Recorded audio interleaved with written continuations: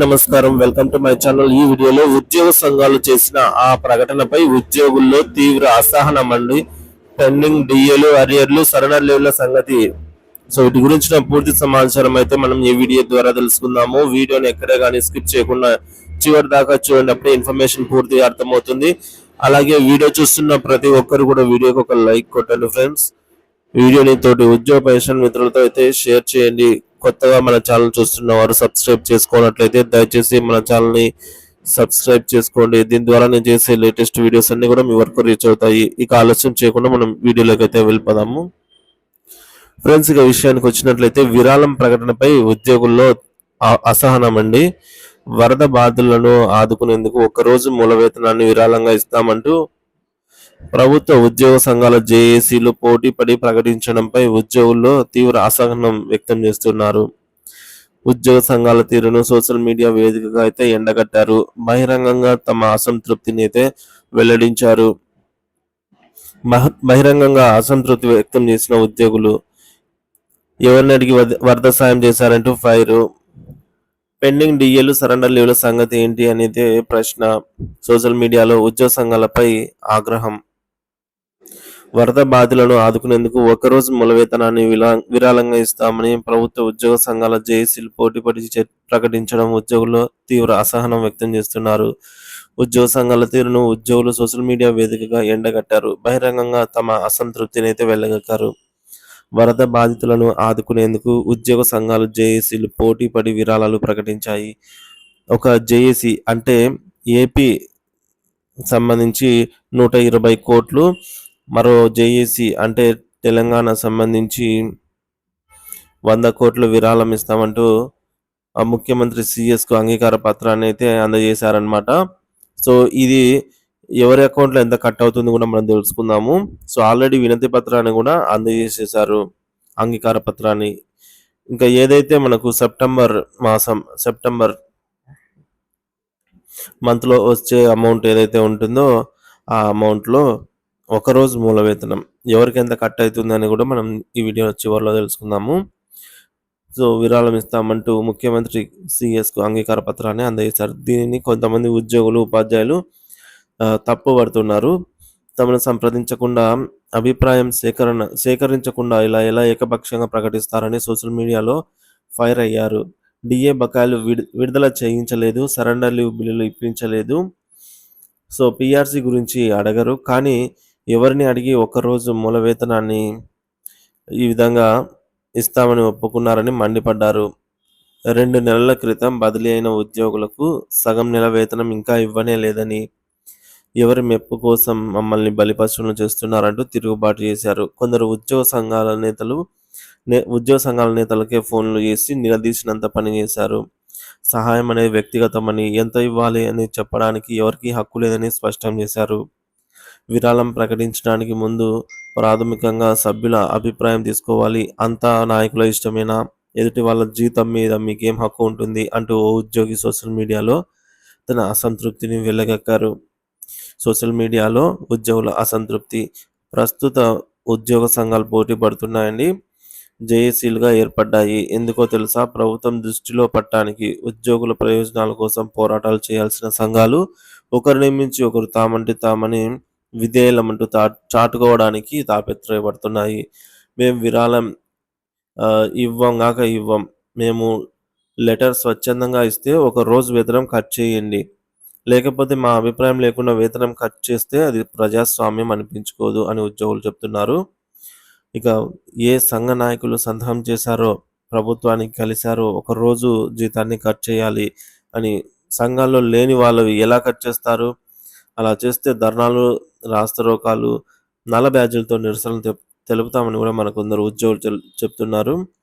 So కత్తికి లేని దురద పీటకెందుకో ముందు రాజకీయ నాయకులు, మంత్రులు, ఎమ్మెల్యేలు, నామినేటెడ్ పోస్టులలోని వారు, సెలబ్రిటీలు విరాళాలు ఇస్తున్నట్టు ప్రకటన చేయాలి. ప్రజాప్రతినిధులకు లేని ఔదార్యం ఉద్యోగులకు ఎందుకు అని కొందరు అనకపోవడం లేదు. మరి కొందరు వరద బాధితులకు ఒకరోజు మూల వేతనం సరే, అలాగే పెండింగ్లోని 4 డిఏలు ఇప్పిస్తున్నామని ఒక స్టేట్మెంట్ కూడా ఇప్పించండి, కనీసం 2 డిఏలైనా ఇప్పించండి, పెండింగ్ బిల్లులు మంజూరు చేయండి అని కూడా అనేవారు లేకపోలేదన్నమాట. సో కొందరు ఈ విధంగా వరద బాధలకు ఇస్తే ఇచ్చారు. మమ్మల్ని అడిగో అడక్కనో ఇస్తారు. కాకపోతే మాకున్న పెండింగ్ డీఎల గురించి కూడా మీరు ఇదే స్థాయిలో మాట్లాడాలి కదా అని చెప్పి అడిగేవారు లేకపోలేదు. మరికొందరు కత్తికి లేని దురద పీటకెందుకు అని చెప్పేసి ఈ విధంగా పెద్ద పెద్ద వాళ్ళు ఉన్నారు కదా, మమ్మల్ని ఎందుకు ఇలా బలి పశువులు చేశారని కూడా అనకపోలేదు. ఇక ఏ సంఘం నాయకులు సంతకం చేశారో సంఘాల్లో లేని వాళ్ళు ఇవి కూడా ఎందుకు కట్ చేస్తారు జీతాలని కూడా అంటున్నారు. ఈ విధంగా మేము ఇవ్వమని కొందరు అంటున్నారు, కొందరు ఇస్తే మాలే అని చెప్పేసి అంటున్నారు. సో ఈ విధంగా 3 విధాలుగా అయితే ఉన్నారండి. ఒకటి ఇవ్వమనే వాళ్ళు, 2 తటస్థంగా ఉండేవాళ్ళు, 3ది ఓకే ఇవ్వడం కరెక్టే అనే వాళ్ళు అయితే ఉన్నారు. సో ఈ విధంగా మొత్తానికైతే ముఖ్యమంత్రికి వారి యొక్క వినతి పత్రాన్ని కూడా అందజేశారనమాట. సో ఎంత బేసిక్ వారికి ఎంత అమౌంట్ ఖర్చు అవుతుందనేది ఇప్పుడు మనం చూద్దాము. ఫ్రెండ్స్ ఇక్కడ మనం చూస్తున్నాము ఏపీ మరియు తెలంగాణ 2 రాష్ట్రాల ఉద్యోగులు మరియు పెన్షనర్ల ఒకరోజు బేసిక్ పేని వరద బాధితులకు సెప్టెంబర్ నెల నుంచి ఒకరోజు మూల వేతనాన్ని బేసిక్ పేను విరాళంగా ఇస్తున్నట్టు అయితే వినతి పత్రాన్ని ఇటు తెలంగాణ అటు ఆంధ్రప్రదేశ్ సో ఇరు వర్గాల జేఏసీ వాళ్ళైతే వినతి పత్రాన్ని ఇవ్వడం జరిగింది. ఉద్యోగులకు సంబంధించి మరియు పెన్షన్లకు సంబంధించి ఇద్దరికి కూడా ఒకరోజు మూల వేతనం అయితే ఎవరికి ఎంత కట్ అవుతున్నది తెలుసుకుందాం ఇప్పుడు. ఫ్రెండ్స్ మనం ఇక్కడ చూస్తున్నాము ఇది బేసిక్ పే అండి, ఉద్యోగులకి మరియు పెన్షనర్లకి, ఏపీ మరియు తెలంగాణ ఇరు ఉద్యోగ పెన్షనర్లకి అండి ఇది వర్తిస్తుంది. సో ఒకరోజు బేసిక్ పే ఎంత కట్ అవుతుంది అనేది ఇక్కడ రైట్ సైడ్ మనకు చూపిస్తున్నారు. లెఫ్ట్ సైడ్ వచ్చేసి ఎంత బేసిక్ పే చూపిస్తున్నారు. 20,000గా బేసిక్ పే ఉన్న వారికి 667 రూపాయలు అయితే కట్ అవడం జరుగుతుంది. అదేవిధంగా 22,406 రూపాయలు బేసిక్ పే ఉన్న వారికి 749 రూపాయలు.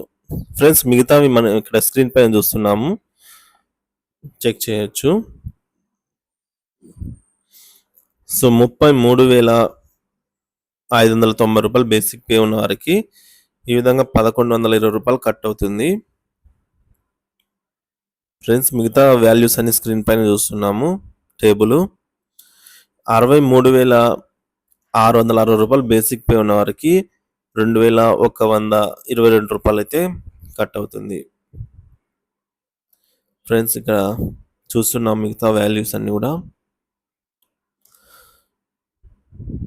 సో ఈ విధంగా 89,720 రూపాయలు బేసిక్ పే ఉన్న వారికి దాదాపుగా 3,000 రూపాయలు కట్ అవుతుందండి.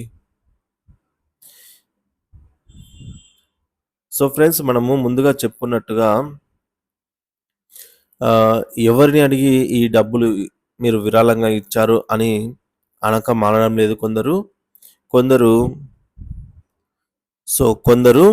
ఎందుకు ఇచ్చారు అని చెప్పేసి అడిగేవారు కొందరు ఉన్నారు. అలాగే కొందరు తటస్థంగా ఉన్నారనమాట, న్యూట్రల్గా ఉండేవారు కొందరు ఉన్నారు. కొందరు పాజిటివ్గా ఉండేవారు కూడా ఉన్నారనమాట. So majority of the people ఏం చెప్తున్నారు అనేది కూడా ఇక్కడ ఇంపార్టెంటే.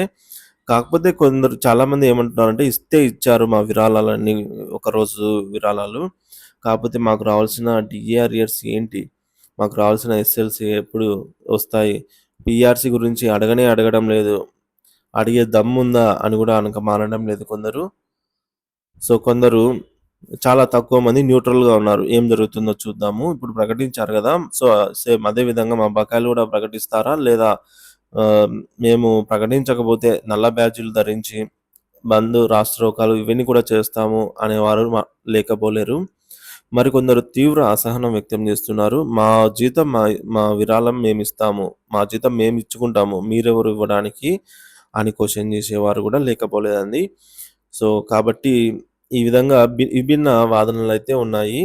సో ఇందులో ఒక అభిప్రాయానికి రావాలి అంటే ఎవరిని తప్పు పట్టలేం, ఎవరి అభిప్రాయం వాళ్ళది. సో 3 విభిన్న అభిప్రాయాలు అయితే ఇక్కడ మనకు మెయిన్గా కనిపిస్తున్నాయి అన్నమాట. సో ఒక విధంగా చెప్పాలంటే ఇది కరెక్టే అండి, ఎందుకంటే ఎవరి శాలరీ వాళ్ళ ఇష్టం, వాళ్ళ విరాళం వాళ్ళే ఇచ్చుకుంటారు. కత్తికి లేని దురద పీటకెందుకు అన్నట్టుగా.